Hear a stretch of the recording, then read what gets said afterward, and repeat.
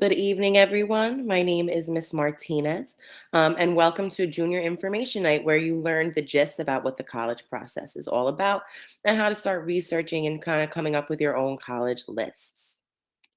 So, today's agenda: what is diversifying my child's college list mean? And we go a little bit over oversaturation, different scholarships, CUNY's admissions profile, and different programs offered by CUNY that could benefit your child. The same thing for SUNY admissions profiles and EOP, another program that could benefit your child. And then just a little overview of Naviance for 11th graders and some standardized testing pieces. So, what is oversaturation? Right now, you are looking at a picture of a sponge. Um, I use this analogy a lot. Many of you have probably heard it.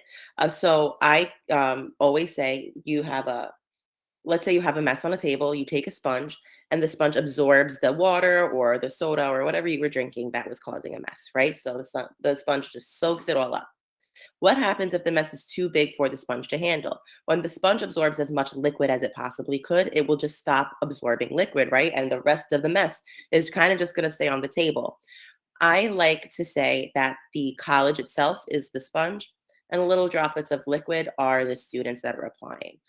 So a college only has a certain amount of students it could accept, just like the sponge only has a certain amount of liquid it could hold. Um, so what ends up happening is that students who even are qualified are not getting into these schools because of how many students are indeed applying. It makes it super competitive, and it makes it almost impossible to get in because there are just so many students that are applying to that one same college. Colleges that are an example of that are the Ivy League, so Columbia University, Harvard, right? Those schools have so many applicants that the admissions criteria in general is just now super competitive because of how many students are indeed applying, right? So I just want you to keep that in mind when coming up with a college list. Your college list needs to be diverse in the types of colleges you're applying to. So we'll go over CUNY, SUNY, privates, for example. Um, and we also need to make sure we have different locations. So some in state, some out of state. If you guys are okay with that, again, ultimately college list is for you, right? So we just want to make sure the list is diverse in as many ways possible to make sure we have a good college list that will yield some good results and good admissions decisions. So schools in New York City and New York State are oversaturated with applicants from New York City and New York State. Your child is competing with all of these students for a spot in these colleges. Schools that are out of state do not have as many applicants from New York City, so our students stand out and they have less competition. Many schools out of state will give your children full scholarships to attend their institution just based on this. Right now, you're looking at two maps. One is the SUNY map of New York State, where it would show where all their SUNY schools are. And then the other map is a map of the United States. So usually when I have these meetings with students, a lot of students will say, I want to stay within New York State. And I'll say, okay, great. Let's talk about some schools in New York State. Um, I want to go to SUNY Oswego, right by Lake Ontario, right? It's pretty far. Like I would say a good 7 or 8 hours, right? But if you go 7 or 8 hours down south, you would get to Virginia or West Virginia or Delaware or Maryland. There are some great colleges out of state that, again, will offer your child scholarship because not a lot of New York City students apply. Again, this is a family decision. If you do not want to go out of state, I would never force somebody to do anything they don't want to do, right? But if you are willing to travel 3 or 4 or 5, 6, 7, 8 hours to stay in the state, what would going west or south look like? So a scholarship I do want to bring up is the POSSE Scholar Scholarship. So basically, the POSSE Scholars Foundation offers a full tuition scholarship to students who have a competitive GPA. Though there is no GPA minimum, it is a competitive scholarship. So we do look for students who have a higher GPA, and that students who have exhibited leadership qualities both inside and outside of our school community, and are willing to be matched with participating schools, all of them outside of New York State and New York City in general. So all of these schools are going to be outside of New York State. So some examples are Babson, Brandeis, Connecticut, DePaul, Franklin and Marshall, Lafayette, Lawrence, and Middlebury. So these are all schools you may not have heard of, but that is the point, right? So the process for this scholarship is students have to be nominated by one of their teachers or by their counselors, Ms. Trebor or Ms. Core. So your student needs to be exhibiting these leadership qualities, needs to be involved in clubs and activities within our community and outside the community in order for them to be nominated for this scholarship. I then talk to all the students that the teachers nominate, and we determine which of these students are comfortable going away to college outside of New York. And and then that's the final group of students that will be applying to the POSSE Scholars Program. So I definitely want you to make sure you're aware of that. But if you do want to be nominated, it is something that you need to have worked your whole high school career to do. Another scholarship to worth mentioning is Questbridge. Similar to Bosse, Questbridge is another scholarship that matches the students that apply with a list of participating colleges. And there are 42 colleges that work with Questbridge. Some examples are Duke, Tufts, UPenn, Vanderbilt, Vassar, Rice, Boston, and Columbia. This tends to be a popular one with our students because Columbia is on this list, and a lot of students do want to go to Columbia. They want to stay in New York City and go to an Ivy League. Students do not need to be nominated for this scholarship, but this process does start the summer of junior year. So if your student is interested in applying to Questbridge, this needs to be started in the summer. So now let's go over CUNY a little bit. So CUNY is the public school system for colleges in New York City. So all CUNYs are within the 5 boroughs of New York City. Um, we can this link is clickable. So when you upload this, you would just be able to click it. We're just waiting for some loading here. Great. So this is the admissions profile for the fall of 2021. So you'll see and on the right side, they'll have the average of the student they accepted. So this is an average. So obviously students above and below this GPA got in. So you'll see Baruch 91.9, Brooklyn College 90.8, and so on and so forth. Again, I don't really like for students to take this too hard. Exactly. Oh my God, if I don't have at least a 91.9, Baruch isn't going to accept me. Again, it is an average. It's like a visual to help students see kind of where they fall.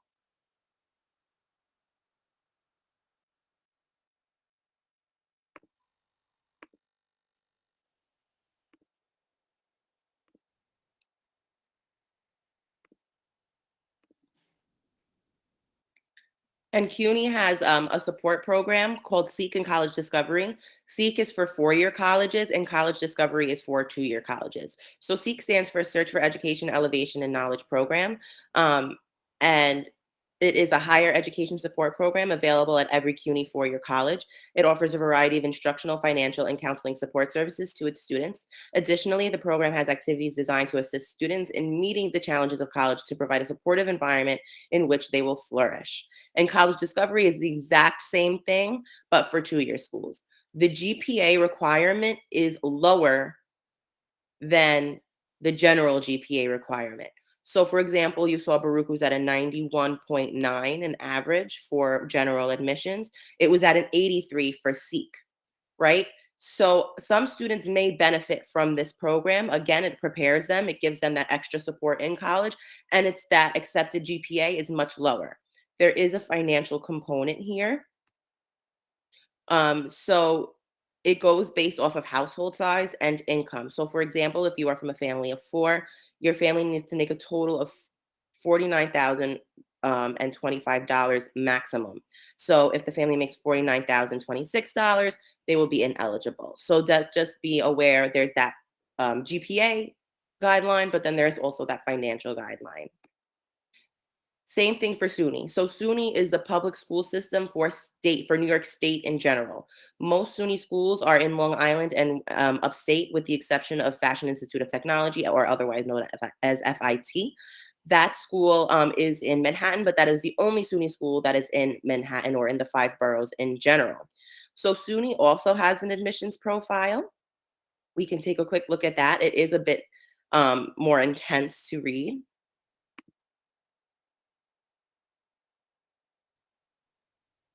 So you'll see all the universities listed.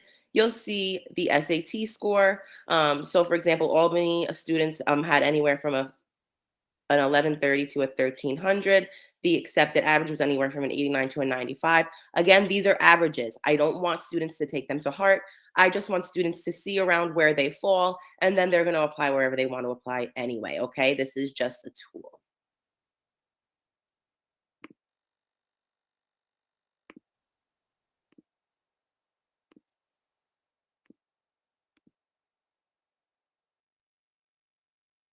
And SUNY also has a program called EOP. That's pretty much the same thing as CUNY. Equal opportunity program, and it provides access, academic support, and financial aid to students who show promise for succeeding in college, but who may not otherwise been offered admission. So there you go, that lower GPA requirement, right? Available to primarily full-time matriculated students, the program supports students throughout their college careers within the university. So there are some eligibility requirements, just like CUNY. For SUNY, you need to be a New York State resident for 12 months prior to enrollment, require special admissions consideration, so that GPA, right? And you need to qualify as economically disadvantaged. And here are those guidelines that are almost identical to CUNY, right? So again, we're going by household size and total annual income. So for again, a household of four, you need to make under $49,025. Now let's quickly go over Naviance and what we are going to be using it for. So Naviance is a college and career readiness software provider that partners with high schools to provide students with college planning and career assessment tools. These tools include career and personality assessments to help students narrow down their career paths, data on many post-secondary institutions, including trade schools, community colleges, and four-year universities, houses data on past graduating classes so current students can see their chances of gaining admissions to institutions based on their own GPAs and test scores. And school staff use this software to send out application materials to the schools that students are applying to via Common App. So how does your students use Naviance in 11th grade? What we're really going to be looking for is for your students to be utilizing the student bio sheet and the colleges I'm thinking about section. And you will see that they are circled right here. So the student bio sheet is going to be found in the important to do's and tasks section right here. And the colleges I'm thinking about list is going to be right there in my favorites, okay? I will be posting a video with this presentation. When I post this presentation, I'm also going to post a video on how 11th graders could add list colleges to the colleges I'm thinking about list, a very detailed video on how students could log on as well. So look for that in the Google Classroom.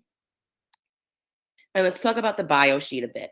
The purpose of this assignment is to help teachers and counselors learn things about your student that they wouldn't have necessarily known already in order to write them a detailed letter of recommendation to be sent to colleges.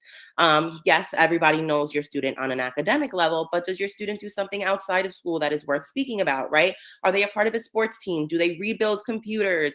Do they, just something interesting? It's something cute and personal to put in the college recommendation letter to show that we really do care about the student's outcome and we want the student to be at the best school that they possibly can be at. The more detailed that letter is, the better chance your student has of getting in, right? So students answer questions about their post-secondary plans, their goals, extracurricular activities, hobbies, etc. So that's where that comes in, right? We want to make sure that we are highlighting everything about your student to make sure they get the best letter of recommendation possible.